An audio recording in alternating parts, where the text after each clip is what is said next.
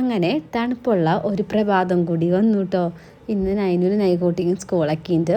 അപ്പോൾ രാവിലെ കുറച്ച് നേരത്തെ എണീച്ചും ഇന്നലത്തെ മാവ് ഉണ്ടായിരുന്നു കേട്ടോ. അപ്പോൾ ഇഡ്ഡലി ആട്ടോ ഉണ്ടാക്കിയത്. ഇഡ്ഡലിയും സാമ്പാറും. കുറേ ദിവസമായി ചമ്മന്തി തന്നെ അരച്ചരച്ചിട്ട് എൻ്റെ മക്കൾക്ക് മടുത്തു. എപ്പോഴും ഇത് തന്നെയാണോ ചോദിച്ചു നൈനു കേട്ടോ. അതുകൊണ്ട് ഞാനിന്ന് കുറച്ച് സാമ്പാർ വെക്കാമെന്ന് വിചാരിച്ചു.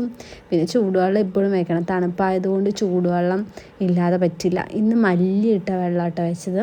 പിന്നെ നൈനുവിന് സ്നാക്സായിട്ട് പേരക്കയിൽ കുറച്ച് മുളക് പൊടിയും ഉപ്പും ഇട്ടിട്ട് കുറച്ച് വെളിച്ചെണ്ണ ഒഴിച്ചിട്ടാട്ടോ കൊടുത്തു വിട്ടത്. അങ്ങനെ നൈനുവിന് പറഞ്ഞു വിട്ടു കേട്ടോ.